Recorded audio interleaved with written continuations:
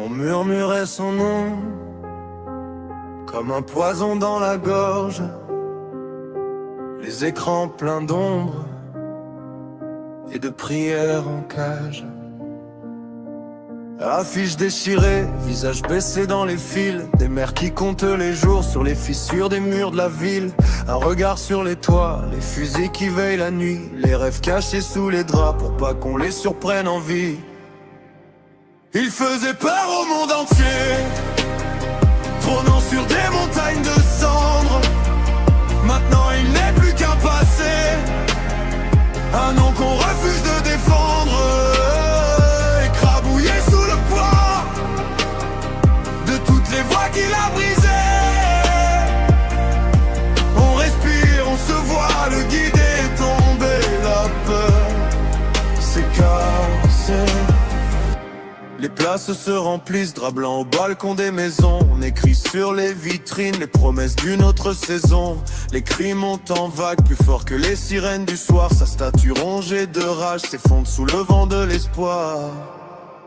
Il faisait peur au monde entier, trônant sur des montagnes de cendres. Maintenant il n'est plus qu'un passé, un nom qu'on refuse de défendre. Écrabouillé sous le poids de toutes les voix qu'il a brisées. On respire, on se voit, le guide est tombé. La peur s'est cassée. Et si demain revient la nuit, on saura rallumer les flammes. On a gravé dans nos esprits qu'aucun trône ne tient face aux âmes. Plus jamais de roi sacré, plus jamais de chaîne dorée. Un visage, juste un homme, et la foule qui dit c'est fini. Il faisait peur au monde entier, trônant sur des montagnes de cendres. Maintenant il n'est plus qu'un passé, un nom qu'on refuse de défendre.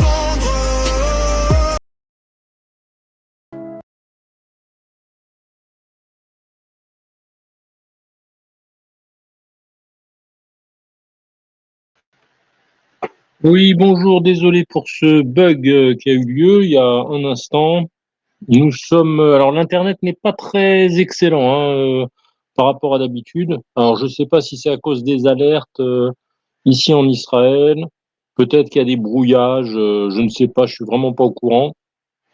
Donc nous sommes le dimanche 1er mars 2026, deuxième jour de guerre entre Israël avec son allié les USA contre l'Iran. Donc, Georges est avec nous, on va sûrement discuter beaucoup de cela. Quelques petites choses, alors c'est pas du tout de la flagornerie, mais rappelez-vous, on a souvent parlé de ça avec Georges, et je vous avais dit, par les faits, la logique et le bon sens, qu'il y aurait automatiquement une guerre. Alors, ça devait être probable que c'était contre l'Iran, mais il y en aurait une, c'était le seul moyen pour Netanyahou de se maintenir Premier ministre et pourquoi pas gagner les élections à la fin de l'année. Donc vous voyez, les faits, la logique et le bon sens ont encore eu raison une nouvelle fois, comme très souvent, très très très souvent. Donc voilà, là, ce qui s'est passé, rappelez-vous, le 13 juin, je crois que ça avait commencé le vendredi 13 juin, la guerre, Israël avait frappé l'Iran et puis en 10-12 jours, ça s'était arrêté. Eh bien voilà, là, le travail va être terminé maintenant. Peut-être ça va être un petit peu prolongé. Chaque jour de guerre, encore une fois, est un jour de plus pour Netanyahou au pouvoir. Et c'est sa seule motivation. Il n'est pas du tout sioniste, il n'est pas du tout du côté du peuple. Il est que pour sa gueule. Et bien évidemment, ben voilà, il fait ce qu'il a à faire pour se maintenir, encore une fois, au pouvoir et continuer à engranger des milliards. Donc je tenais vraiment à dire ça dès le début de l'émission. C'est très important. Peut-être que Georges ne sera absolument pas d'accord avec ce que je dis. Ben, ça tombe bien, on va pouvoir en discuter. Et puis voilà. Bon, il y a quand même le cafard Khamenei qui a été écrabouillé. Donc ça, c'est quand même bien. Faut bien le reconnaître. Hein. C'est quand même quelqu'un qui souhaitait la destruction d'Israël. Et donc, toute personne qui souhaite la destruction d'Israël, bon débarras, on est bien content, en tout cas moi je suis bien content, qu'il ait disparu. Donc voilà, ne vous inquiétez pas s'il y a plusieurs coupures, il y a beaucoup d'alertes ici en Israël, même si je suis pas dans un coin vraiment trop exposé, on va dire. Bon, on ne sait jamais, mais bon, normalement. Donc, si des fois ça coupe, ne vous inquiétez pas. C'est pas du tout le fait que je coupe l'antenne. C'est juste que, voilà, je vais aider un petit peu les gens dans les immeubles, surtout les personnes âgées. Moi, je ne rentre jamais dans un mamad. Un mamad, vous savez ce que c'est? Un mamad, c'est les chambres bétonnées, ce qu'on appelle les abris. On appelle ça des mamades ou des miklates, peu importe, où les personnes âgées, les enfants vont se cacher quand il y a les tirs de missiles des ennemis d'Israël. Et donc, voilà, pour que tout se passe dans le calme, il y a quelques personnes, dont je suis, qui vont un petit peu aider, mais généralement, les gens sont très disciplinés, ils ont l'habitude en Israël de ce genre de choses. Donc voilà, je couperai l'antenne généralement dès qu'on reçoit les alertes sur les téléphones et puis la sirène, on l'entend bien. Donc voilà, je dis bonjour à Michel Navarre. Georges a dû terminer donc son tour puisqu'il est avec nous en studio. Et je tiens à vous préciser que j'ai écrit à Big le Grenoblois en lui disant qu'il se repose, qu'il ne vienne plus pendant un moment dans les lives. Premièrement, sans être hypocrite, je lui ai clairement dit qu'il n'apportait rien à l'émission. Alors attendez, je coupe. Je laisse la parole à Georges. Justement, il y a une alerte. À tout de suite.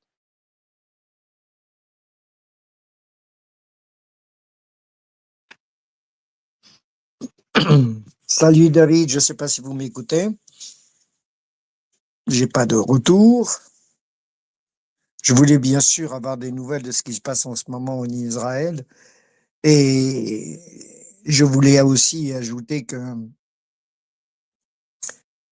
finalement, le chef des ayatollahs a été évincé d'une façon très très rapide et on n'avait pas imaginé un seul instant qu'on pouvait faire ça aussi vite. Il était temps, il s'est proclamé tellement important que toute son armée était tellement forte, on ne pouvait pas imaginer que dès les premiers instants de la guerre, on l'a éliminé en fait, très rapidement. Voilà, ça c'est quand même un point assez curieux qu'on doit se mettre tout de suite en exergue parce que rapidement, on a éliminé la tête en quelque sorte. Même s'il peut y en avoir d'autres, évidemment, c'est le cas. Bien, ceci étant, je ne sais pas si je parle tout seul.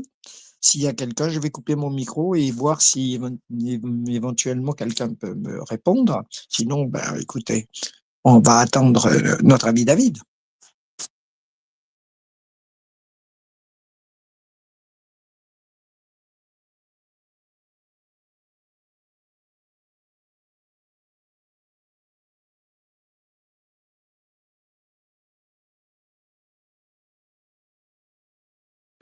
Voilà, excusez-moi, j'ai fait au plus vite. Alors décidément, voilà, je suis un peu essoufflé, excusez-moi. Donc je sais plus où est-ce que j'en étais. Ah oui, Big. Donc je lui ai dit de se reposer parce qu'il n'apportait rien vraiment au débat. C'était juste enfin bref, je vais pas en dire plus. J'en ai déjà dit suffisamment. C'est pas important. Mais bon, le côté victimaire, victimisation, permanence, inversion accusatoire, toute cette espèce de comment on appelle ça, de chialerie. Je vous dis franchement, moi j'en avais un peu marre, surtout avec la qualité des échanges que nous pouvons avoir avec Georges Naon du Costa Rica. La comparaison était terrible avec parce qu'effectivement, à l'époque où il y avait le pédo de Bangkok et puis l'antisioniste la tête de cul là de Los Angeles, comment il s'appelait déjà, Freddy, c'était tellement, moi je vous dis franchement, je me rendais pas trop compte, mais le niveau finalement était tellement désastreux que je trouvais plutôt Eric très sympathique et puis voilà, il mettait un peu de piquant mais en fait c'est tout simplement parce que le niveau était très mauvais. Voilà. Et là, il faut bien reconnaître qu'avec, ça fait quand même depuis plusieurs mois qu'on discute avec Georges. Encore une fois, hein, en humilité, hein, faut pas, voilà, on discute déjà, au moins sur la forme. Il y a pas d'esclandre, il y a pas, on n'est pas toujours d'accord avec Georges. Hein, on va dire que on est d'accord, je sais pas moi, peut-être 40%, 50% du temps. Mais voilà, on va pas s'écharper, on a de l'éducation au minimum. Euh, et franchement, moi, j'en avais ras-le-bol à chaque fois que Eric venait faire des petits coups d'éclat comme ça. Donc voilà, je voulais pas pourrir un peu plus les lives. Alors je lui ai dit que sa présence n'était absolument plus nécessaire. Les portes restent ouvertes, je le vire pas. Mais bon, franchement, il faudrait qu'il vienne sans alcool, sans ce côté ouin-ouin, toujours à pleurnicher sur sa pauvre personne. Il faudrait voilà, qu'il se remette en question. Je pense pas que ça arrivera, parce que effectivement, quand on atteint un certain âge, si on ne s'est pas remis en question dès les 25-30 ans de notre vie sur Terre, c'est très rare qu'une personne après ait la force et le courage de se poser un petit peu des questions sur son comportement. Donc tant pis pour lui surtout. Pour nous, ce n'est pas une grande perte, je le dis franchement. Vous allez peut-être me trouver dur, mais bon, voilà, on peut être sévère, mais l'essentiel c'est d'être juste, en tout cas d'essayer de l'être. Donc voilà, je ferme la parenthèse, mais je comptais quand même en dire un mot hein, pour pas éluder le sujet. Donc je ne sais pas si Georges a pris la parole, si Georges est là, j'aurais bien voulu déjà savoir si son tour s'était bien passé. Je pense que oui. Et puis après, peut-être qu'il nous parlera de Israël, si je pense, j'espère qu'il souhaite discuter de cette guerre. Voilà, je coupe mon micro. Eh bien, salut David et salut à tous. Et donc, je vais revenir sur moi-même parce qu'en fait, bon, comme vous avez parlé, c'est vrai qu'effectivement, j'ai terminé mon tour hier, donc samedi soir, et je suis rentré après un tour de 26 personnes.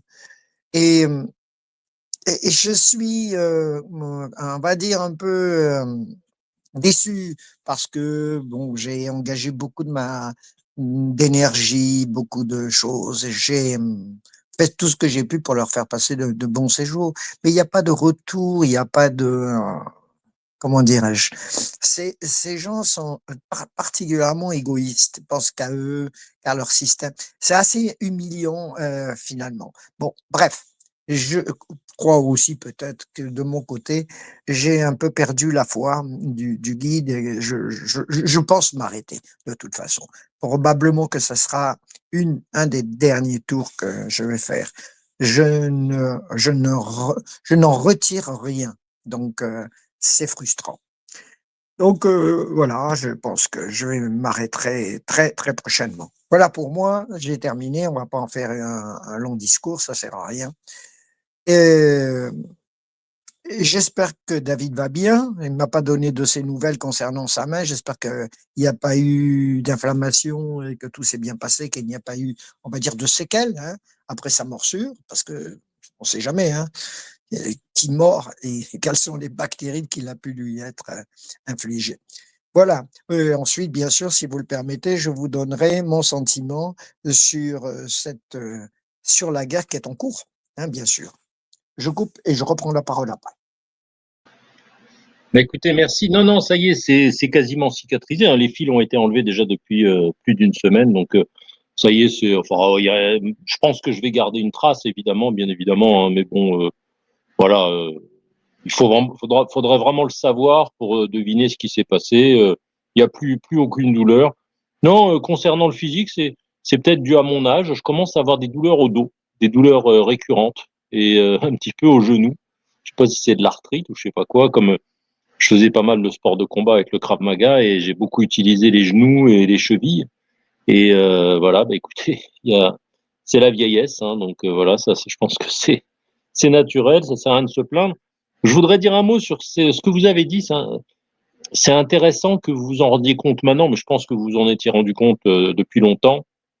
Souvent, alors vous allez peut-être me prendre en faux, mais moi, de ce que j'ai pu observer, les gens qui font des tours, les gens qui partent en voyage, les gens qui ont l'habitude de, de, voilà, d'aller se promener en avion, de faire le tour du monde, je ne sais quoi, sont des gens très blasés, sont des gens qui ont tout vu, tout connu, entre guillemets, et qui n'ont absolument aucune, comment on appelle ça quand c'est pas la redevabilité, c'est, je sais plus en français, je trouve plus mes mots. Je parle énormément en ce moment en hébreu, un peu en anglais, et donc j'oublie mon français malheureusement. Comment on appelle ça, quelqu'un qui ne rend pas euh, bref, j'ai plus le mot. Bref, ce sont des gens qui pensent qu'à eux, tout simplement, et à leur plaisir, à leur joie, voilà, de toujours voir plus, de toujours être gâté, de toujours bien manger, de toujours bien boire, etc., etc. Et cetera. Et finalement, le service que vous leur rendez, Georges, même si vous étiez un mauvais guide ou un guide moyen, ils n'en auraient cure. Ils en ont vu tellement. Que vous soyez bon, vous parlez, ça manque de retour, c'est des gens généralement qui s'en foutent. Voilà. Ils ont de l'oseille pour faire ce genre de choses, pour faire des tours du monde et des choses comme ça. Donc, ils cherchent du divertissement, ils cherchent à combler les trous dans leur emploi du temps, à remplir les heures. Non, c'est pas épicurien. Alors, bien sûr, ce sont des épicuriens, mais vous savez, quand quelqu'un vous rend service et qui n'a et qui après, non, quand vous rendez service à quelqu'un, ben, vous attendez à ce que peut-être de temps en temps, ben, il soit sympa, pas forcément qu'il vous rende le service en retour. Je sais plus, il y a un mot en français qui dit ça. Mais eux, voilà, ce sont des gens égoïstes, comme vous dites. Donc je suis un petit peu surpris de votre surprise, mais voilà, faut généralement très peu s'attendre, Georges, de ce type de clientèle, de ce type de personnes. Donc voilà, de la reconnaissance, exactement. Merci. Alors c'est Esther Union. Je crois que je vous ai jamais vu ici, Esther Union. Donc merci, voilà. On peut s'attendre à de la reconnaissance à minima quand on fait un bon travail avec une conscience professionnelle que je pense que vous avez, Georges, dans votre métier et dans votre passion. Mais ces gens s'en foutent. Ils s'en foutent royalement. Voilà. L'importance que vous mettez à la tâche, eux ne la mettent pas dans cette reconnaissance. Ils en ont strictement. Vous êtes un chaouche pour eux. Vous êtes voilà. Vous êtes entre guillemets un esclave presque. Enfin bref. Donc voilà, c'est pour ça que ça sert à rien d'aller glisser, de se casser une jambe sur un rocher ou quoi que ce soit pour des gens pareils. Ce sont des gens qui n'en valent pas la peine, qui n'ont pas de spiritualité généralement, et encore une fois, qui ne pensent qu'à profiter de l'existence ici-bas. Ils ont peut-être raison, hein, après tout, hein, on verra bien. Mais bon, c'est comme ça. Donc voilà, je vous repasse tout de suite la parole, hein, puisque vous vouliez la récupérer avant de rentrer dans le vif du sujet. Bonjour à Esther, bonjour à Michel. Et puis, Georges, c'est à vous. Tout de suite, je coupe mon micro. C'est vrai, le mot reconnaissance est bien adapté, c'est bien qualificatif. Mais en plus de cela, ça va plus loin. C'est-à-dire que, euh, à la limite, ils sont insultants. À la limite, ils sont humiliants parce que le manque de retour qu'ils font, parce qu'ils n'apportent rien, mais simplement le fait de profiter. Il y a, euh, il y a une image que j'ai eue en cours de ce tour. Il y avait des pauvres Vénézuéliens. Je connais le Venezuela, vous savez que j'y ai vécu pas mal d'années, et je reconnais un Vénézuélien. Et ces gens-là étaient dans la rue avec, dans la misère, quoi. C'est la dèche. Eh bien, je suis passé, je leur ai donné quelque chose comme normal en leur disant de quel endroit du Venezuela vous êtes. Et eh bien, mes clients n'ont même pas eu un regard, aucune compassion. Ils continuaient à rire, à dire leurs bêtises habituelles. Et ce sont des gens qui passent comme ça à côté de la misère sans la voir. Ce sont des gens qui ne font que profiter de la vie, parce qu'ils ont des retraites abondantes, on va dire, et que finalement, ils ne pensent qu'à eux et leur mode de fonctionnement, leurs conversations, et sont des conversations type. C'est toujours les mêmes, en fait. Euh, Dès que j'essaye de rentrer sur des sujets, parce que j'essaie de parler de l'histoire, de géographie, de la botanique, etc., toutes sortes de sujets qui font que dès que je sens, par exemple, que ça ne les intéresse plus, je passe à un autre. Mais véritablement, tous ces efforts, ils ne s'en rendent pas compte, ne pensent qu'à eux, sont des gens méprisables. Eh bien, j'ai surmonté tout le temps ça. Peut-être que je suis maintenant vieux et que finalement, ça m'affecte davantage. Je l'ai toujours su, évidemment, David l'a dit, mais c'est la vérité. Je l'ai toujours su. Mais peut-être que maintenant, ça m'apporte, me fait plus de mal et que finalement, je peux plus supporter. Voilà. Voilà, donc je vais arrêter là le sujet de de ces personnes-là qui voyagent partout. Alors bien sûr, ils ont fait toute l'Afrique, il a raison David de dire ça. Ils ont fait toute l'Afrique, ils ont fait toute l'Europe, ils ont fait une grande partie des États-Unis, d'Amérique, et cetera. Ils font que voyager en fait et c'est leur façon de vivre, hein. Bien, voilà, je sur le sujet, je vais terminer, ça c'est pas un sujet qui va intéresser beaucoup de personnes, c'est très intime, donc bien.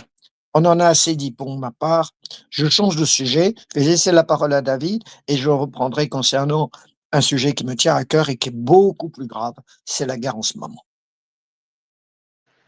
Très bien, alors je vais faire court parce que vraiment encore une fois, hein, moi je suis pas le genre on va dire, à cirer les pompes de qui que ce soit, mais je dois reconnaître que moi ça me fait très plaisir de parler avec Georges, je l'ai déjà souvent dit. Toute la semaine, je suis immergé, alors j'aime beaucoup la langue hébraïque, hein, mais la façon dont elle est parlée ici, elle est assez faible, même les Israéliens de souche, surtout, ils manquent d'éducation, donc ils ont toujours les mêmes mots. Il n'y a pas les mêmes nuances que lorsqu'on discute, par exemple, ici. Donc voilà, on utilise à peine 250 mots, hein, alors qu'en français, je suis sûr qu'en 2 heures ici, on utilise au moins 1500 mots. Enfin, je ne sais pas, peut-être différent. En tout cas, bref. Donc ça me fait vraiment plaisir déjà pour la culture de retrouver Georges, de retrouver mon français petit à petit. Et en plus, des choses intéressantes. Des choses intéressantes. Alors, je vais lui renvoyer la parole en disant juste une chose. Vous savez, j'ai bien regardé ce qui se passe avec l'élimination là de Khamenei, etc., etc. Et j'ai remarqué, je ne sais pas si vous avez vu ça, le porte-parole, je crois, des gardiens de la révolution, ils s'appellent les Iraniens ou les Pasdaran ou je sais pas quoi là. Bref, les fidèles de Khamenei qui pleuraient, ils pleuraient à la télévision en disant «Ah, notre guide a été tué, on va se venger des Israéliens, des Américains». Il pleurait à l'écran avec son micro. Et ça m'a frappé pour la première fois. J'avais déjà un peu cette hypothèse depuis peut-être 20 ans, mais j'ai trouvé que c'était du cinéma. Vraiment, c'était mal joué. Comme vous savez, un film avec un mauvais acteur. Et j'ai eu une hypothèse absolument terrifiante, comme quoi tout ça, et si c'était pas du théâtre? Je m'explique très rapidement. Par exemple, Netanyahou, pour moi, est une ordure. Sale ordure. Mais quand vous êtes une ordure, comment faire pour vous faire aimer, pour vous faire apprécier ou on va dire, pour susciter dans le peuple israélien le fait de se dire bon, ben, Bibi, il a ses défauts, mais quand même, heureusement qu'il est là. Eh bien, il faut trouver un méchant encore pire que soi, une ordure, un monstre encore plus cruel, encore plus vicieux, qui était donc incarné par, au début, Khomeini, hein, en 79, et son successeur, donc Khamenei.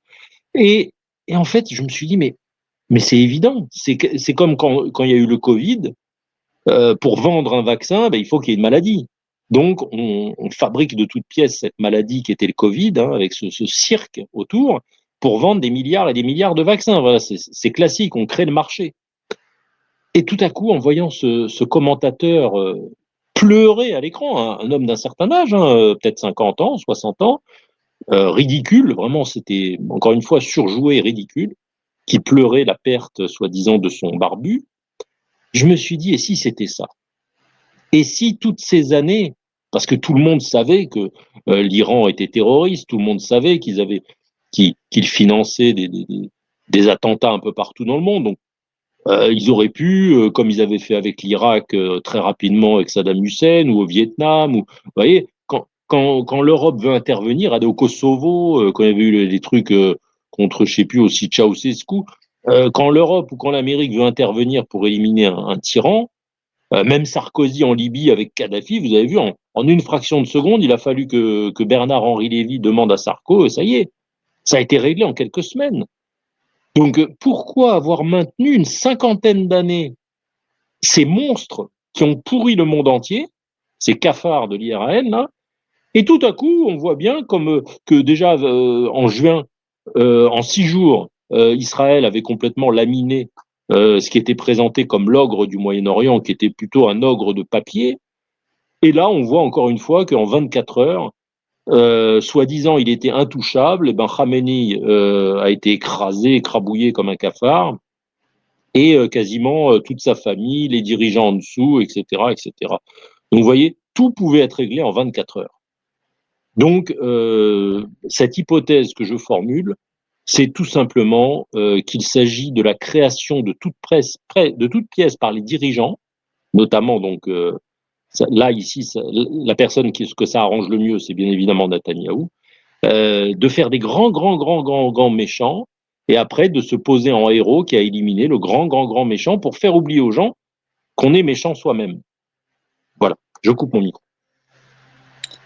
Eh bien, David, quand vous étiez absent pendant ces quelques secondes, là, ou enfin 1 minute à peu près, et j'ai pris la parole, et je pensais être seul d'ailleurs à ce moment-là, et j'ai dit à peu près une chose équivalente à la vôtre, à savoir que je m'étonnais que le chef des ayatollahs, tant représenté si fort, si intouchable, si au-dessus de tout, a été éliminé en quelques secondes dès les premières frappes. Et ça me paraît tout à fait incroyable que l'on puisse éliminer aussi facilement une personne que l'on avait désignée comme très forte, très puissante, très entourée, impossible de savoir où il était, etc. Donc véritablement, c'est une mascarade. Véritablement, c'est un théâtre. On nous mène en bateau. C'est ce que j'ai dit juste avant. Et bien entendu, je suis en train d'écouter vos propos. Et qu'il soit un bon acteur ou un mauvais acteur, ce qui joue cette pièce, là n'est pas le problème. C'est vrai que ces gens qui en larmes comme ça paraissait un peu faux.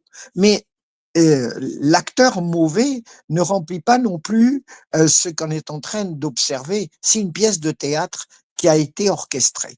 Moi, je pense que comme tout, hein, comme le Covid, etc., on nous mène en bateau. Voilà. Et cette guerre, et, et, cette guerre est façonnée et arrangée de telle sorte que actuellement, tous les commentateurs nous racontent que la guerre va être terrible, que les proxys sont extrêmement forts. Or, les outils, on n'entend pas parler. Les forces du Hamas sont plus ou moins contrôlées. Le Hezbollah ne se mêle pas. Donc, on retrouve un Iran isolé qui envoie des bombes un peu partout encore, je ne sais même pas si elles arrivent. Et c'est un théâtre dont le scénario a été déjà passé, déjà écrit. Je pense qu'on nous mène au bateau, comme j'ai dit. On nous raconte des histoires. Et la vérité, on ne la saura pas, hein, parce que ça, je crois que cette vérité est trop occultée. Et elle doit dépasser notre imagination, parce que nous, on est en train d'imaginer ce type de scénario, mais je suis certain que ça va encore au-delà. Tout a été arrangé. Donc, je souscris bien sûr à ce que dit David. Absolument. Eh ben, écoutez, moi, j'ai rien à ajouter à ce que vous venez. Je suis surpris, déjà. Je suis surpris, vraiment, et agréablement surpris que vous en soyez arrivé au même raisonnement. Je n'ai pas entendu votre intervention. J'étais sorti de l'appartement lorsqu'il y a eu l'alerte pour voir si tout se passait bien, parce que les gens, des fois, ils ont un peu paniqué. Ils paniquent un peu. Pour pas qu'ils tombent dans les escaliers, je reste en bas et j'ouvre la porte, parce que c'est une porte blindée. On appelle ça des portes boum boum, qui sont faites exprès pour sécuriser les endroits qui se mettent à l'abri. Enfin bref. Donc, j'avais pas entendu votre intervention, mais c'est exactement ça. Voilà un scénario. Un scénario. Et ce qui crédite, enfin, qui accrédite encore plus ce que vous venez de dire et qui rejoint exactement à 100% ce que je vous disais dans l'hypothèse, puisque, bien évidemment, On est obligé de dire qu'on ne sait pas, nous sommes des ignorants. Mais pourquoi cette hypothèse semble la plus probable de très loin? Eh bien, parce que les commentateurs qui, depuis 48 heures, sont sur les plateaux de télé non-stop, du matin jusqu'au soir et la nuit, etc., aucun, je dis bien aucun d'eux, n'a émis l'hypothèse de ce que nous disent, de ce dont nous sommes en train de parler. Et ça, pour moi, c'est la preuve la plus grande, parce que on a une bande de pharisiens, de commentateurs experts, soi-disant, comme à l'époque du Covid, qui a été fabriqué de toutes pièces encore une fois, qui vous rabâchent les mêmes choses, vous savez, le fameux narratif, avec deux, trois petites variantes. Qu'est-ce qui, vous avez vu hier, on entendait ce connard d'Henri Guénaud, euh, ah oui, je suis inquiet, la nature a horreur du vide, vous savez, Lavoisier, le gros connard, là, tout ça, toujours les mêmes poncifs. Qu'est-ce qui va prendre la place de l'ayatollah, voilà, c'est toujours les mêmes fausses questions qui ne servent à rien, et personne, pas une, même pas un complotiste, rien, dit tout simplement, et si tout cela n'était pas qu'un scénario fabriqué de toutes pièces, comme vous l'avez dit. Encore une fois, je peux rien rajouter, juste répéter. Hein. On nous avait présenté Khomeini comme intouchable dans un bunker à plus de 80 mètres sous terre. Et voilà, la première minute, il est écrasé sous les bombes. Donc avec un renseignement, il fallait le trouver, ce renseignement. Hein, c'est quand même balèze, même pour le Mossad. Excusez-moi, c'est quand même plus difficile de savoir où se trouvait le cafard Khamenei à 90 mètres sous terre, plutôt qu'au 7 octobre. Là, c'est bizarre, le Mossad et les services de renseignement, le Shabak, le Shin Bet, bref, etc. Personne n'avait vu les tractopelles qui étaient devant la barrière et qui commençaient à rentrer à 6h30 du matin en Israël, sous les yeux de tous. Eh bien non, là, l'armée n'a pas bougé. Le Hamas est rentré massacrant des centaines et des centaines de personnes. Hein. Plus de 1200 personnes ont été tuées, des otages, des milliers de blessés, estropiés, etc. Ben, là, c'est bizarre. Les services de renseignement, ils étaient où? Comment on peut passer de nullissime il y a 2 ans à extraordinaire? Non, non, ça n'existe pas. Et puis vous parliez du Hezbollah, c'est pareil. On nous le présentait comme un espèce de monstre 10 fois plus fort que le Hamas. Et puis en une journée avec les beepers, je ne sais pas si vous vous rappelez les beepers qui avaient explosé et qui avaient liquidé quasiment les 3 quarts des chefs du Hezbollah. Non, je vous ai dit, c'est un mauvais film. Et pour moi, la preuve la plus éclatante, c'est le fait que justement, parmi tous ces commentateurs qui sont professionnels de commentateurs, il n'y en ait pas un qui émette le fait que tout ça ne soit pas fabriqué. Rien que le fait, encore une fois, que ce ne soit pas posé sur la table, c'est justement la vérité et dans le non-dit. Voilà, je coupe mon micro. David, vous avez bien fait de rappeler en fait le départ de ce qui est en train de se passer. Le départ, et c'est en fait le fait que le Hamas ait pénétré d'une façon aussi facile Israël. Ça, c'est inacceptable. Il y a quelque chose qui s'est passé parce que ça a été voulu. Moi, je ne peux pas penser autrement. Mais non seulement qu'ils ont laissé passer, mais aussi que l'armée n'a pas agi. Déjà, le scénario a été mis en place. Alors, on peut se poser la question si toute cette histoire n'a pas été préfabriquée et nous sommes en train d'arriver en ce moment à une guerre qui profite véritablement de tout ça. Franchement, et je ne peux pas répondre. Vous pensez que c'est Netanyahou? Il n'y a pas que Netanyahou. Il y a certainement d'autres éléments qui ont été mis en place. Mais actuellement, on dirait que ce scénario a été écrit dès le départ, c'est-à-dire au massacre du 7 octobre. Ça a commencé comme ça, ce massacre qui a été peut-être écrit aussi à l'avance, parce qu'on ne peut pas laisser passer des quantités de gens comme ça sans se rendre compte et laisser aller 8 heures après ou 7 heures après l'armée qui est intervenue.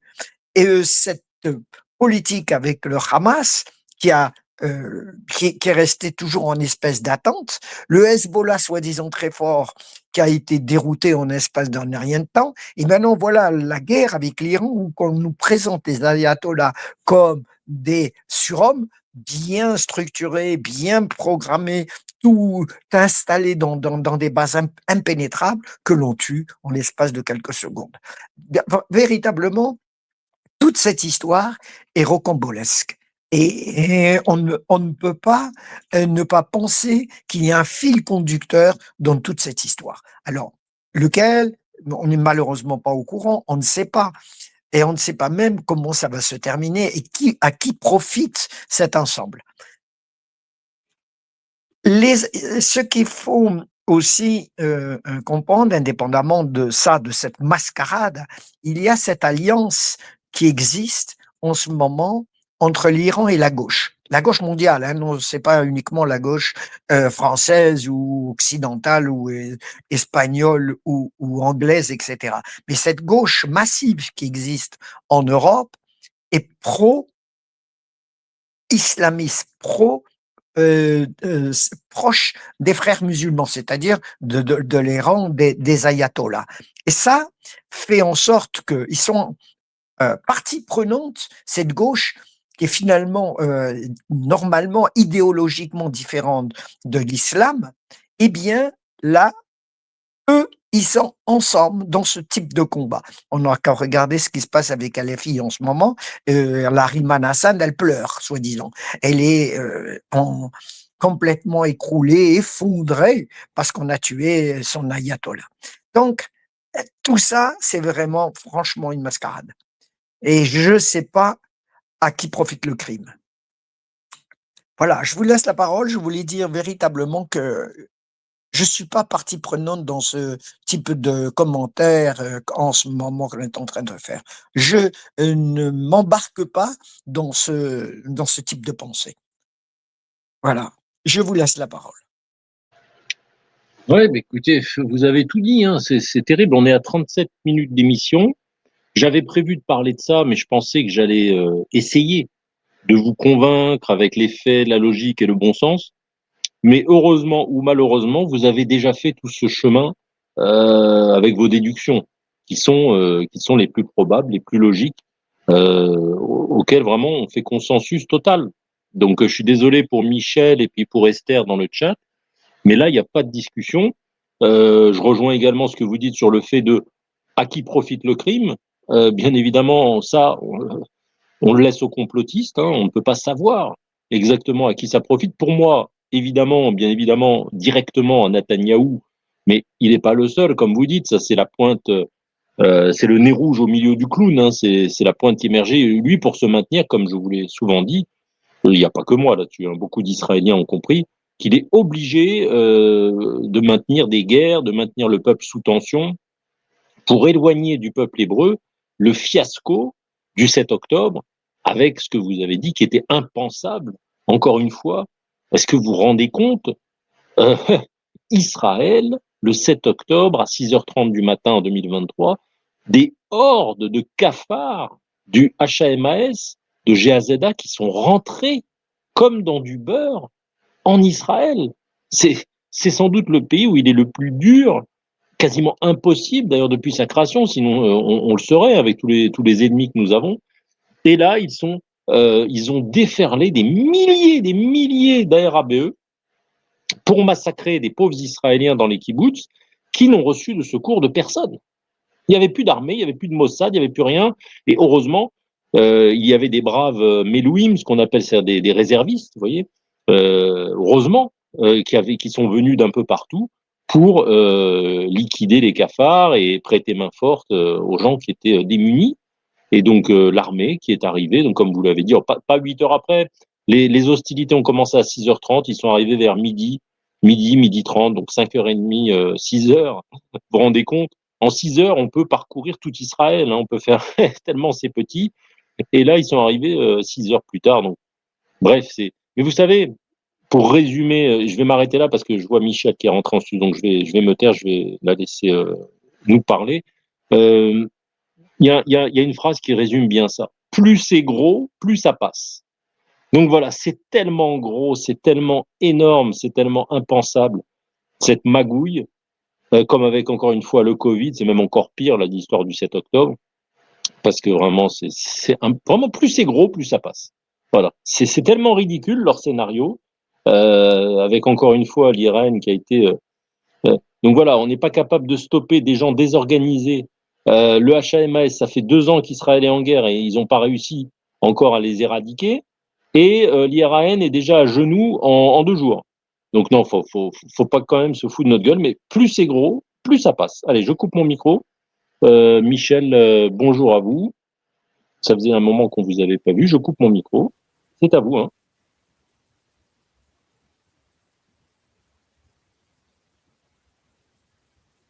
On vous entend pas, Michel.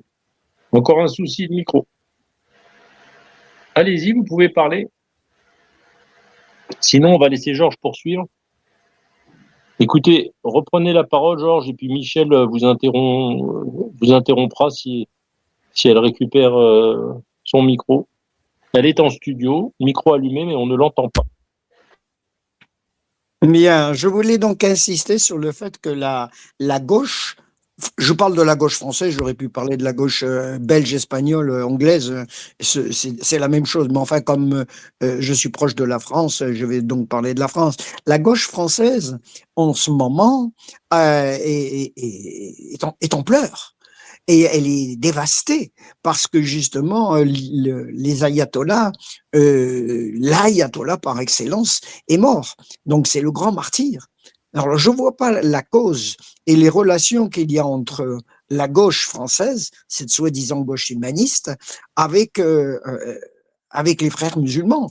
C'est vraiment une alliance impensable. Et bien pour autant, si tous les journaux de gauche en ce moment en France critiquent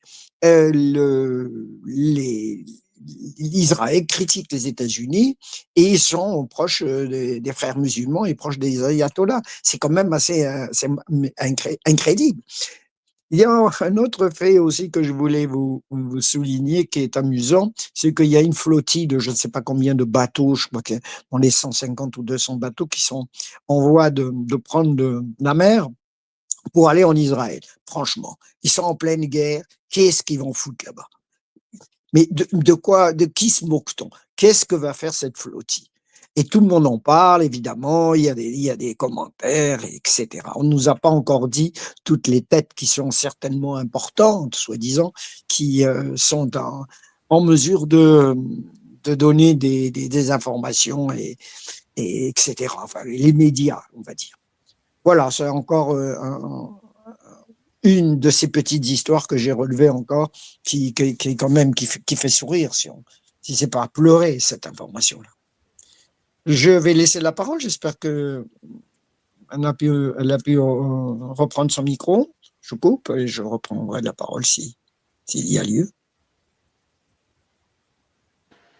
Michel, est-ce que votre micro est rallumé? Est-ce que vous pouvez répondre à Georges sur ce qu'il vient de dire, sur la gauche française en larmes, sur la flottille, sur ses arguments? Parce que je vous vois en studio, je vois votre micro allumé, mais il n'y a aucun son. Ni moi ni Georges ne pouvons vous entendre. Donc je pense que vous avez un souci. Peut-être essayer de passer par Firefox. Ça marche généralement bien StreamYard avec Firefox plutôt que par Google.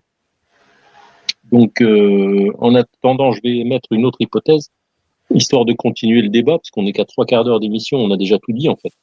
Et quelque part, la simplicité de ce qu'on dit, quelque part, accrédite encore une nouvelle fois cette hypothèse, parce que souvent la vérité est très simple, très très simple. C'est les mensonges qui sont complexes et qui méritent des commentateurs professionnels là depuis 2 jours qui s'en donnent à cœur joie. Là, ils sont payés à mentir et on va dire, à construire le narratif pour salir le cerveau. On dit que c'est un brainwash, un lavage de cerveau. Moi, j'appelle ça salir le cerveau.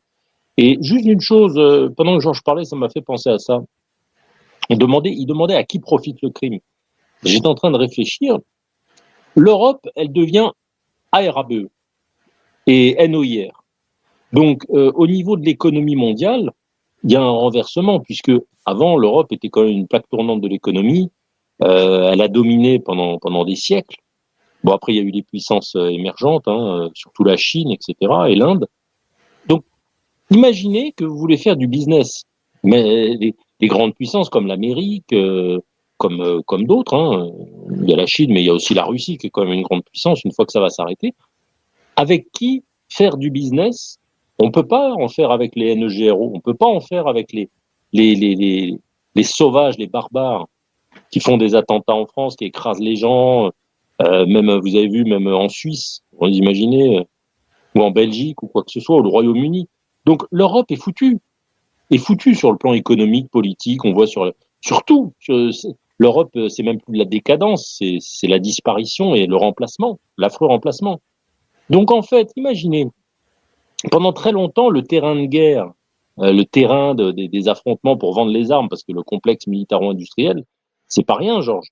Donc il faisait mumuse avec l'Afghanistan, vous savez, tous ces terrains de guerre en permanent, l'Iran, l'Irak, il y a eu une guerre pendant longtemps, bien évidemment les tensions avec Israël, etc., etc. Mais en fait, là, c'est plus valable, puisque maintenant que l'Europe est en train de devenir un pays en voie de développement, ou plutôt, enfin, je ne sais pas comment dire ça, une médiocre endroit contaminé par encore une fois, les NOIR et l'ISLAM et la gauche dont vous parlez, qui est complètement médiocre. Hein. Quand vous voyez les députés, j'ai même pas besoin d'en parler, c'est lamentable. Hein. Le niveau, vraiment par le bas, c'est incroyable. Donc, quelque part, imaginez si les dirigeants, les eux, les ils, ceux à qui profite exactement ce qui va se passer, voulaient redessiner finalement un endroit pour faire du business, ça expliquerait à la fois pourquoi, bizarrement, l'Iran, au lieu de cibler ses tirs, peut-être sur Israël, que Dieu nous en préserve, ou sur les flottes américaines, mais bizarrement, l'Iran tire à Dubaï, alors que Dubaï, les Émirats ont acheté le pétrole, Dubaï, le Qatar, tout ça, ont été des associés de l'Iran qui était sous embargo. C'est quand même complètement illogique qu'ils envoient des missiles sur Dubaï ou sur le Qatar, à Doha.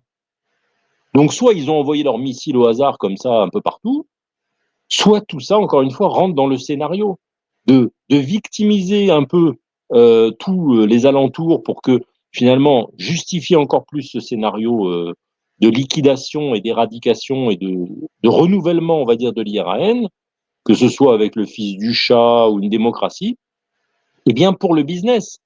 Puisque finalement, les grandes puissances économiques comme Dubaï, comme le Qatar, qui possède quand même 25% de la bourse française et qui a des intérêts un peu partout en Europe, etc., etc., qui est très actif sur le plan financier, les réserves de gaz, de pétrole, de matières premières, etc. Donc, s'il ne s'était pas dit, là vraiment, c'est une hypothèse que je viens de faire en écoutant Georges, hein, que maintenant, le business va se faire à l'avenir avec l'Orient, hein, l'Orient et le Moyen-Orient, ça se fait déjà avec la Chine, bien évidemment, et en Asie, d'accord, puisqu'il faut bien se mettre dans la tête pour ceux qui connaissent pas la géographie. L'Iran, ce sont les Perses. Bon, moi souvent je les appelle les cafards, les Arabes, tout ça, parce que ce sont les ennemis d'Israël, je peux pas les blairer, mais ce sont pas des Arabes, hein, ils sont pas en Afrique, hein, c'est pas le Maroc, c'est pas tout ça. Ils sont en Asie, hein, c'est l'Orient.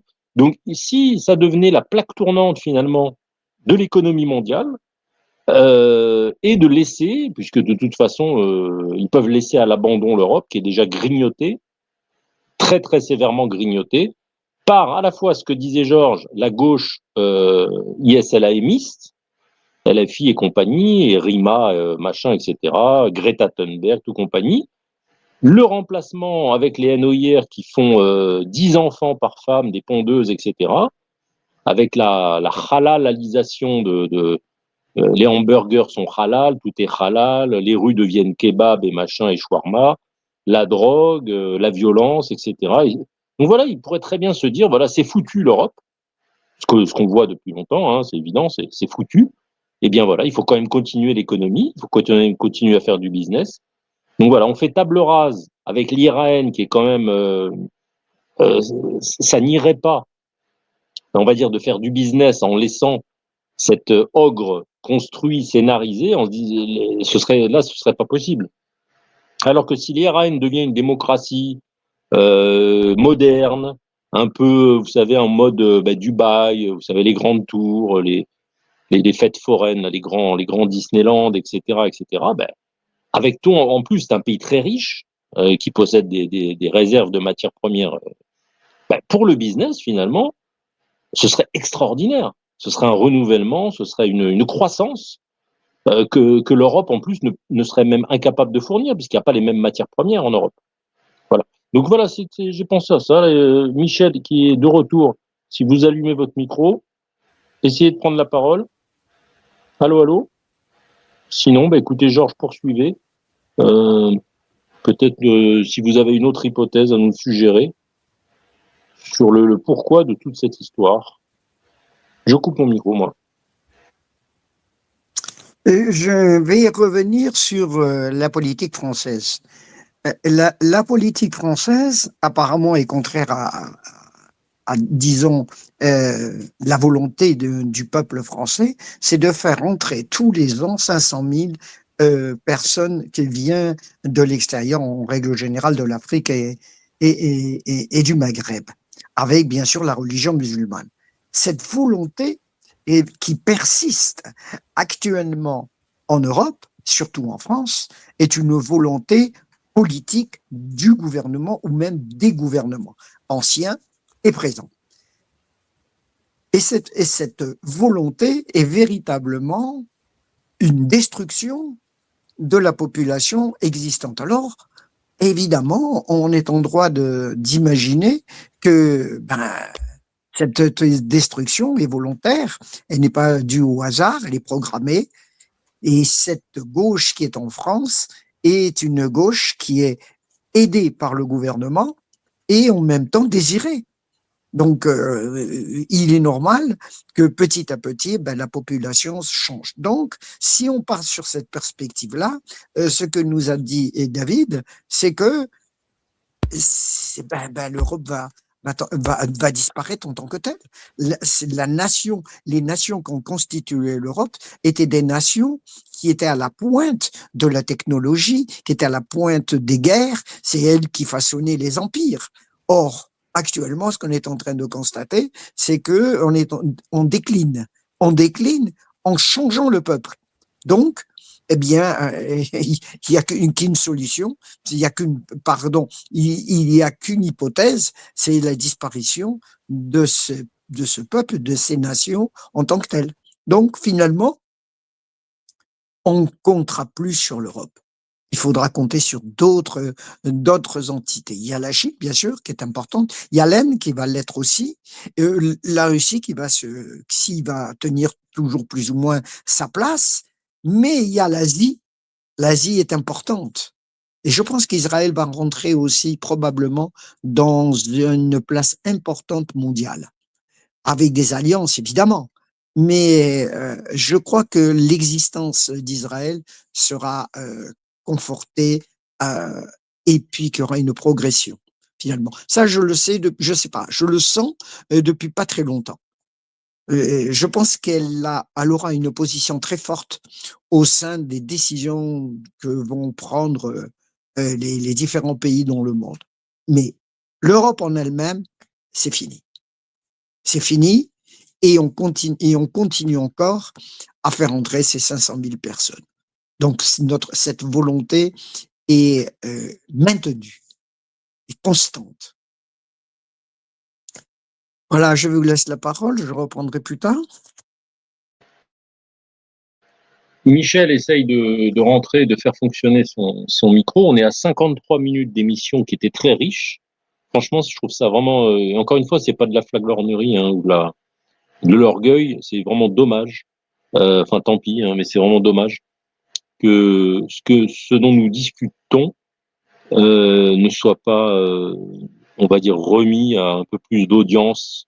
Pas pour nous faire connaître, bien au contraire, mais pour nous. Moi, je resterai toujours dans l'anonymat, mais pour faire connaître ces hypothèses, pour que ça arrive un jour. Pourquoi pas? Ce serait tellement agréable sur un plateau de télé, quelqu'un qui arriverait et qui dirait des choses nouvelles. Parce que là, c'est absolument abject, que ce soit TF1, l'A2, parce que j'ai écouté hier c'était Shabbat, j'ai pu écouter la télévision, je vous raconte pas. CNews, BFM, France Info, c'est la même chose. C'est la même chose. C'est des experts différents, mais c'est toujours les mêmes versions. On dirait vraiment, encore une fois, qu'ils récitent leur scénario, hein. C'est gros, c'est nul, c'est vraiment, ils sont mauvais en plus, ils sont très mauvais. Donc par rapport à ce que disait Georges, moi j'ai deux hypothèses. Alors la première, c'est pourquoi pas ce qu'il a dit, pourquoi pas que Israël deviendra un acteur essentiel, etc. Je pense que ça, c'est le côté peut-être utopique ou positif. Et il y a une autre hypothèse, qui est, c'est celle que je choisirais. Voilà, c'est le premier point de divergence que j'ai avec Georges sur cette discussion. Je pense que même si l'Europe est foutue, il existe des dirigeants dans l'ombre euh, qui se sont peut-être fait berner avec des milliards pour laisser envahir les continents et qui maintenant voient que, comme vous l'avez dit, l'Europe est foutue, c'est un fait. Mais ces dirigeants sont anti-sionistes. Ils le sont tous. Ils sont hitlériens, ils sont pétinistes, ils sont génocidaires pour le coup, parce qu'ils aimeraient voir exterminer depuis des temps immémoriaux. Israël, c'est plus que du poil à gratter pour eux, Georges, c'est une abomination. C'est pour ça que cette gauche dont vous parlez, et ceux dont je vous parle, ces dirigeants de l'ombre, qui ont laissé prospérer cette gauche parce que ils ont le même dessein, c'est-à-dire, vous allez me trouver peut-être atteint du délire de persécution, hein, vu que je suis israélite, hébreu, souvent on me dit, oh, tu as le délire de persécution. Eh bien, écoutez, oui, je pense que s'ils ne s'en sont pas encore rendus compte, lorsqu'ils vont se rendre compte, Georges, que ce sont les dindons de la farce, vous savez, toutes les organisations Van der Leyen, l'Union européenne, l'ONU, tous ces trucs qui condamnent en permanence Israël, ils vont se dire, mais merde, on s'est fait avoir. On va passer dans les poubelles de l'histoire et tout va se jouer entre la Chine, le Moyen-Orient et puis notre ennemi juré Israël qui va rentrer sur l'échiquier. Je pense qu'ils ne laisseront pas faire ça. Ils ne pourront pas. Leur haine est trop viscéralement et spirituellement ancrée. Et peut-être, n'oublions pas qu'ils ont l'arme atomique en plus, qu'ils se ligueront tous ensemble, pour je ne sais quel prétexte, contre Israël. Et il y aura des blocs qui s'affronteront. Il y a aussi énormément d'antisionistes, il ne faut pas l'oublier, Georges, aux États-Unis, qui sont profondément contre Israël. Euh, donc voilà, moi je vois plutôt. Alors attention, hein, je dirais que c'est du 60-40, hein, donc vraiment c'est pour titiller ce que vous avez dit, hein, qui est tout à fait probable. Je pense qu'à un moment donné, il y aura une union des nations contre Israël. Voilà, je coupe mon micro.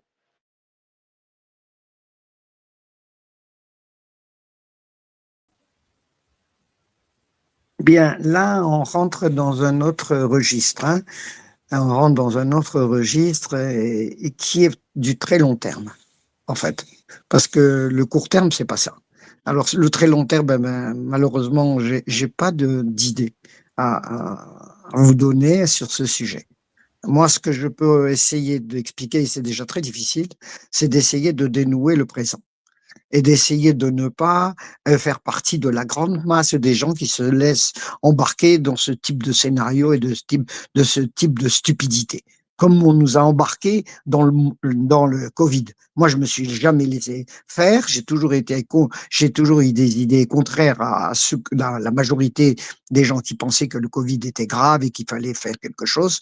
Donc, pour le présent est déjà complexe. Donc, j'essaye de comprendre le présent. Maintenant, pour le futur, c'est vrai que euh, c'est très difficile. Et donc, je ne vais pas m'avancer à donner des hypothèses.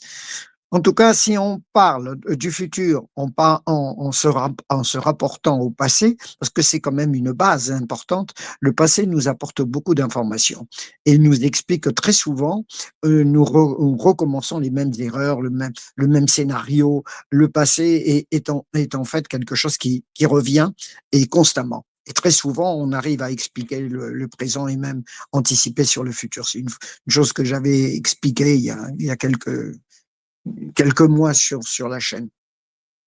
Donc, ce qui s'est passé en Afrique, lors de la décolonisation. Donc, je reviens là-dessus rapidement. Ce qui s'est passé, c'est que la décolonisation a fait que l'ensemble de ces pays du Maghreb a eu leur indépendance. Qu'est-ce qu'ils en ont fait? Ils l'ont dégradé. Ils ont pourri le pays. Ces pays n'ont pas avancé. Quand je parle de ces pays, j'entends par là l'Algérie, bien sûr, la Tunisie, le Maroc, pas trop, mais parce qu'il c'était un plus ou moins un roi qui a défendu toujours ces mêmes idées. Mais la Tunisie aussi. Et je parle pas de ces nombreux pays africains qui se sont détruits une fois qu'ils ont eu leur indépendance. Qu'est-ce qu'ils en ont fait? Rien. Eh bien, ce qui se passe en ce moment en France, c'est ça. C'est le même scénario. C'est-à-dire que la France va périr et qu'est-ce elle va générer? Eh bien, rien. Comme l'Algérie, comme la Tunisie, comme le reste, ça va être des pays où justement il n'y aura que la violence, la pauvreté, le terrorisme, etc. Donc ces pays-là n'auront pas de futur. Voilà ce que je pense sur l'Europe. Et donc, il va y avoir il y a toutes les chances qu'il puisse y avoir, comment dirais-je, un déplacement des influences. Et ce déplacement des influences vont être, eh bien, l'Asie, justement ce dont a parlé David, mais aussi, bien sûr, la Chine, l'Inde et les pays en émergence. Et l'Amérique, pour moi, c'est un point d'interrogation. Je ne sais pas si l'Amérique continuera telle qu'elle est à garder son hégémonie, sa force. Pour l'instant, elle le garde parce que c'est la première puissance mondiale militaire. Mais économiquement, je ne sais pas.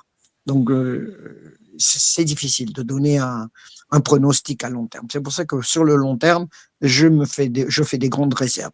C'est déjà bien de parler du présent et d'essayer de le comprendre. Voilà, voilà ma conclusion sur ce sujet. Je coupe. Eh ben, j'ai une question pour vous. Pendant que Michel essaye de résoudre ses problèmes de matériel, parce qu'elle est dans le studio, toujours le micro allumé, mais on ne l'entend pas. Donc, je vais vous poser une question, Georges.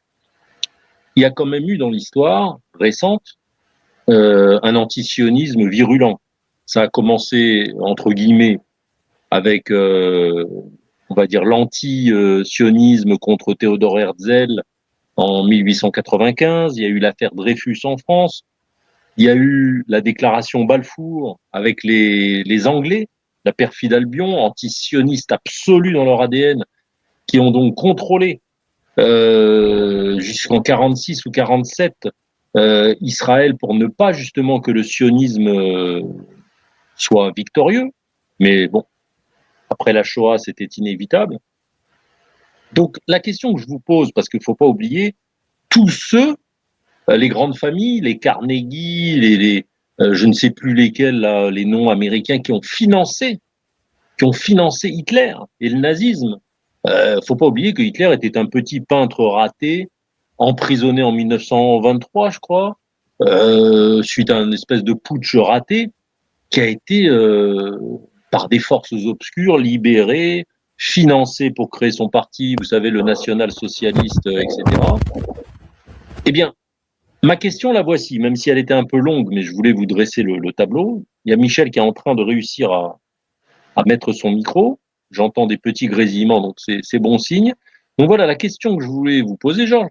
Vous pensez que toutes ces familles et toutes ces énergies maléfiques contre Israël, vous pensez qu'elles ont disparu avec le Troisième Reich et avec la fin de la Deuxième Guerre mondiale? Ne pensez-vous pas? Ah, je vous entends presque, Michel. Allô, Michel, on vous entend presque, vous y êtes presque. Vous y êtes presque, je ne sais pas ce que vous êtes en train de trifouiller avec votre micro, mais j'ai entendu un petit bribe de votre voix. Donc, Georges, vous avez entendu ma question. Pensez-vous que ces antisionistes acharnés qui ont financé les nazis, vous pensez qu'ils ont disparu en 1945 ou qui tirent les ficelles quand même quelque part justement de ces gens dans l'anonymat? Voilà, je voulais savoir votre opinion sur ces gens-là. Je coupe mon micro. Je pense qu'il y a très fort longtemps d'ailleurs qu'il y a une entité anti-juive, anti-hébreu, antisémite et anti-israélienne, évidemment, de tout temps. Hein, ça remonte aux pogroms russes. Ils ont toujours été contre le peuple hébreu. Tiens, ceci étant, Israël s'est construit. Israël a progressé. Et Israël est actuellement un des pays de la high-tech avec disons, le deuxième ou le troisième pays au monde le plus avancé dans la technologie. Euh, Malgré qu'il y a des quantités, mais on va dire, d'opposition. Là, j'entends un bruit très curieux. Je sais pas ce que c'est. C'est Michel qui essaye de se connecter. Mais, écoutez, moi, je l'appelle quand même du Costa Rica et dans un pays dit pas aussi développé que l'Europe, et tout fonctionne chez nous. Hein. C'est quand même assez probant que c'est vraiment la détérioration de l'Europe. Ça ne marche plus, même dans les micros, même sur Internet. Voilà ce que je voulais dire en gros pour en revenir de façon plus précise sur ce qu'a dit David. Il y a eu toujours une hostilité flagrante, épouvantable sur le peuple hébreu. Mais néanmoins, et l'histoire nous a montré que Israël a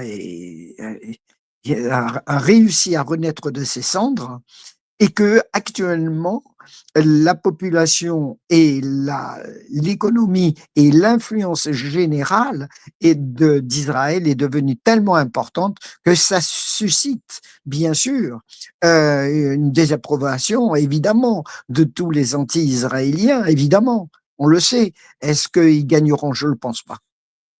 Je ne crois pas. Je crois qu'Israël va se maintenir, et même s'il y a encore des guerres, et s'il y aura encore des guerres, c'est certain, dont, on n'arrête pas les guerres, je crois qu'elle se maintiendra. Voilà, ce peuple vit depuis 5000 ans, c'est le peuple le plus vieux du monde, et il est toujours resté en vie, et ces dernières années, puisqu'on veut dire que c'est les dernières années, c'est 80 ans en gros que Israël a repris une notoriété, un drapeau, une existence réelle au point de vue peuple, et qu'elle a une armée une des meilleures au monde. Voilà. Donc, si on regarde le temps passé et le présent actuel, nous pouvons dire qu'il y a une évolution positive, malgré l'hostilité générale. Voilà ce que je pense. Je vous laisse la parole. Alors, sur les faits, en même temps que vous parliez, je regardais sur l'intelligence artificielle. Au niveau du PIB mondial, Israël, c'est incroyable, se classe quand même 27e, 26e rang, et elle atteint le top 20 dans plusieurs catégories. De PIB par habitant, le PIB total d'Israël est estimé à 600 milliards. Une des puissances économiques les plus puissantes du monde, notamment sur certains indices comme le US News dans le top 10 parfois, alors que la France, je crois, n'est plus qu'au 7e rang. Quand vous vous rendez compte que la France a le plus grand domaine maritime du monde et des choses exceptionnelles, etc., alors qu'Israël est un pays minuscule qui n'a aucune, je dis bien aucune matière première. Il n'y a pas de pétrole, il n'y a pas de diamant, il n'y a pas de conducteur, supraconducteur, il n'y a rien. C'est quand même simple. Au niveau matière première, c'est un pays d'importation. C'est pour ça que pour acheter une voiture, c'est le triple d'un prix européen. Il n'y a absolument rien. Donc, ça, c'est le miracle israélien, quelque part. Donc là-dessus, vous avez parfaitement raison, d'après ce que je vois sur Internet. Moi, j'ai pas trop regardé. Voilà, croissance et innovation, comme vous dites. Israël est l'un des leaders mondiaux de la high-tech, classé bien souvent dans le top 5 mondial pour ce que vous disiez, là, les startups et les machins, etc. Donc là-dessus, vous avez raison. D'après les faits, moi, ce que je pense, encore une fois, et que vous n'êtes pas rentré dans ce truc-là, je suis d'accord, moi, que l'Europe s'est foutue, etc. Mais je pense que la haine, comme vous l'avez dit, Georges, la haine est tenace. La haine, ça disparaît pas, ça se transmet de génération en génération. Vous avez vu cette haine des pays arabes, cet antisionisme, les gens ne savent même plus presque certains pourquoi ils détestent Israël, même les anciens cathos, les bigotes qui accusaient Israël de déicide contre Jésus. Regardez la pauvre Charlotte Dornelas, cette espèce d'infâme bigote qui n'a jamais dit, je l'ai jamais entendu prononcer le mot Israël. Alors peut-être qu'elle l'a dit, mais en tout cas, je l'ai pas entendu. Vu le nombre de temps qu'elle passe à l'antenne, ça lui écorche la gueule. Donc cette haine me paraît, moi, plus fiable et plus constante que des indices statistiques sur le PIB, certes, très encourageant, très prometteur pour un petit pays qui est toujours en guerre, donc vous voyez, qui utilise quand même 80% de son budget pour la guerre. Mais moi, je ne sous-estime pas la haine de ces anciennes familles qui ont comploté, qui ont instigé, toujours, lançant encore une fois leur méchanceté, leur cruauté pour notre destruction. Vous voyez, il me semble que ces gens-là, il faut pas les sous-estimer. Ils sont beaucoup plus intelligents, bien évidemment, que les cafards classiques du Moyen-Orient, qui vous avez vu en 24 heures, avec quelques frappes bien ciblées, peuvent être quasiment éradiqués. Voilà, je pense que ce sont des gens qui ont des neurones qui fonctionnent bien, des cellules grises, et quand vous alliez l'intelligence à la malfaisance, ça fait des dégâts. Mais bon, encore une fois, je ne cherche pas à vous convaincre, juste à émettre des hypothèses, et je reste sur mes gardes avec ces gens-là. Donc je coupe mon micro et puis je vous laisse la parole en attendant que Michel réussisse à se... Comme disait bien Georges, hein, c'est quand même bizarre, tous les gens qui sont venus en notre studio, vous avez remarqué Georges, qui n'ont pas réussi à faire fonctionner leur micro, c'était des gens de l'Europe, des Français. Dès que même Marcel Richard d'Allemagne n'arrivait pas plusieurs fois à faire fonctionner son micro, et par contre, quand on nous parlait de la Thaïlande, non, remarque, même Freddy, qui était en Amérique, n'arrivait pas à faire marcher son micro. Et nous qui sommes en Israël et au Costa Rica, on n'a jamais eu de souci, grâce à Dieu, de microphone. Bon, c'est un mystère, moi je ne me l'explique pas, je n'arrive pas à comprendre. Je coupe mon micro. Eh bien, David, je vais vous relancer sur la haine que vous avez dit plusieurs fois pendant cette information sur les gens qui nous haïssent. OK. Je me demande si la haine n'est pas bénéfique. Je me demande si cette haine que l'on a subie pendant tant et tant d'années n'a pas été bénéfique pour le peuple, en lui-même, le peuple hébreu, qui s'est non pas dissous s'il avait été dans la quiétude, comme il a eu un certain moment en Allemagne, parce que vous savez qu'en Allemagne, avant le nazi, et les Juifs de la diaspora allemande étaient tellement allemands qu'ils avaient à peu près oublié qu'ils étaient juifs, qu'ils étaient hébreux, qui les a mis tous au banc et qui les a solidarisés, en fait, qui les ont regroupés, qui leur ont fait prendre conscience qu'ils n'étaient pas des Allemands réellement, qu'ils étaient des Hébreux, avant tout. C'était le nazi. Le nazisme a fait ça. Il faut croire que cette haine que nous avons reçue, malheureusement, pendant des décennies, des centaines d'années, voire des milliers d'années, n'ont fait que renforcer notre condition de peuple. Et c'est pour ça que ce peuple est resté en vie. C'est parce que justement, il a été confronté à la haine, au désespoir. Et sa façon de se retrouver, c'était justement la solidarité de ce peuple et perpétuer justement quelque chose, c'est-à-dire l'essence même de la racine même de notre peuple, c'est-à-dire le peuple hébreu. Et justement, c'est la haine qui a justifié tout ça. Parce que s'il n'y avait pas eu cette haine et ce danger que représentait cette haine, c'est-à-dire les pogroms, etc., eh bien, il n'y aurait pas eu de peuple. Le peuple se serait dissous. Le peuple aurait tellement admis qu'eux, ils vivent en Allemagne, eh bien, ils seraient allemands. Au final, ils ne seraient pas hébreux. Et voilà, en fait, c'est un peuple qui a supporté la douleur dans l'adversité et qui s'est retrouvé justement à cause de ça. Voilà, donc la haine, à mon sens, malgré que c'est quelque chose d'horrible, elle a été bénéfique. Je... Non, c'est vrai. C'est vrai, c'est vrai. C'est vrai. Vous avez dit surtout, il y a un mot que j'allais vous rétorquer, que vous avez dit juste à la fin, l'adversité. C'est ça, la haine et l'adversité. C'est sûr que ça aide à se surpasser. Donc, j'ai rien à ajouter. C'est vrai que c'est un moteur. Moi, je vois ça aux échecs, lorsque je voulais vraiment progresser. À un moment donné, on arrive à un palier vers les 1900, 2000 élos. Et si on veut aller au-delà, 2200, 2400, etc. et au-dessus, il nous faut des adversaires coriaces. Il faut une adversité, il faut des gens plus forts sur l'échiquier. Sinon, on stagne.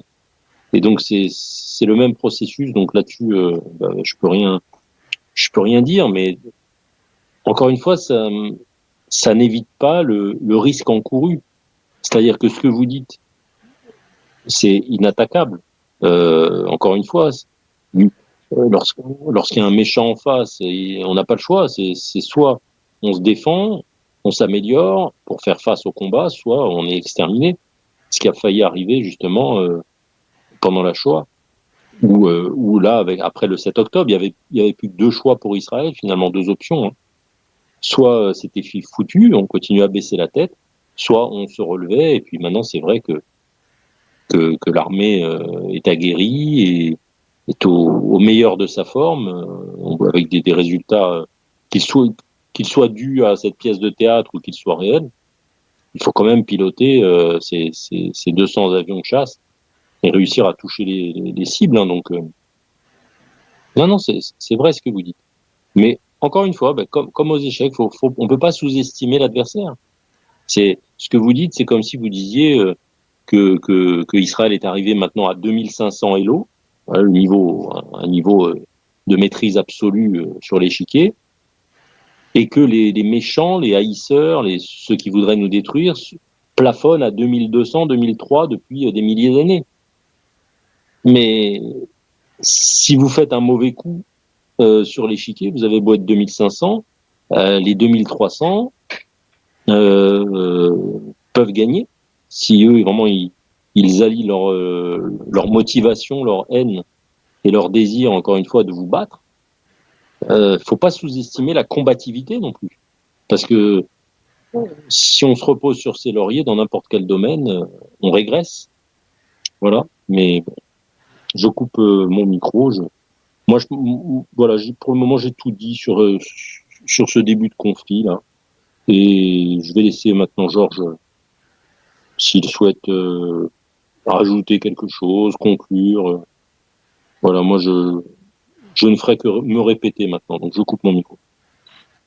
Bien, pour ma part, effectivement, moi de mon côté aussi, j'ai dit ce que je voulais dire et que bien sûr, même au-delà, hein, parce qu'en fait, sur la haine, c'est quelque chose qui m'est venu d'une façon spontanée lorsque David en a parlé. Donc, je pense que j'ai épuisé tous les sujets et que je regrette une chose, c'est que personne est venu nous donner la controverse ou expliquer un point de vue différent.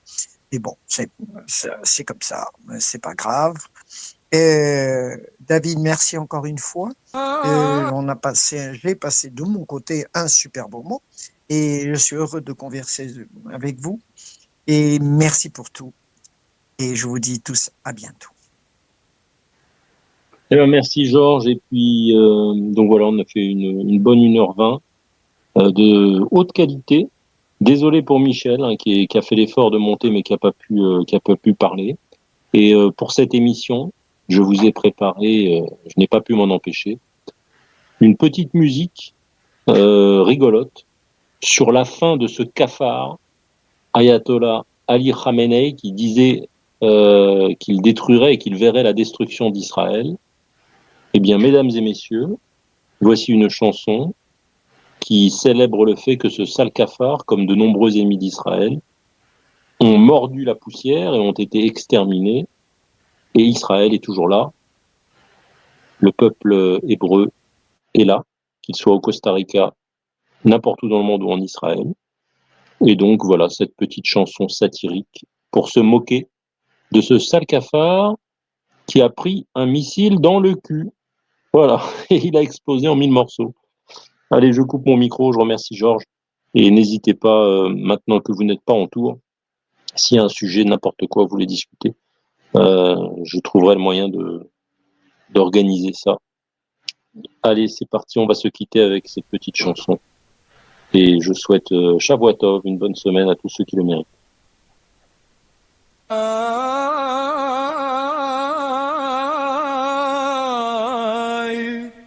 On m'appelait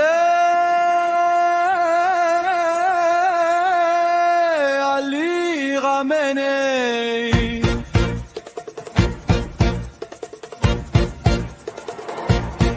Excusez-moi si je bégaye, je viens de prendre un missile dans le cul. Je m'y attendais pas, j'ai rien vu. Le monde entier avait peur de moi. Maintenant je peux même plus faire caca. Ce missile m'a défoncé l'anus. Plus profond, on peut pas faire plus. Je voulais détruire Israël, démolir chaque ruelle, briser les murs de chaque ville, éliminer tous les civils. Mais voici le résultat. On me l'a mis dans le baba. Je vous parle depuis l'enfer. Avec Nasrallah et Hitler, on faisait peur au monde entier. Mais on s'est bien fait niquer. Nos dépouilles parties ensemble. On n'a pas pu se défendre. Les bombes nous ont écrabouillés comme des sales cafards écrasés.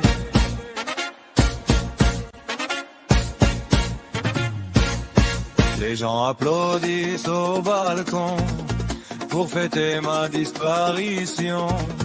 En enfer il fait si chaud, en plus tous ces négros qui empêchent cette sale odeur.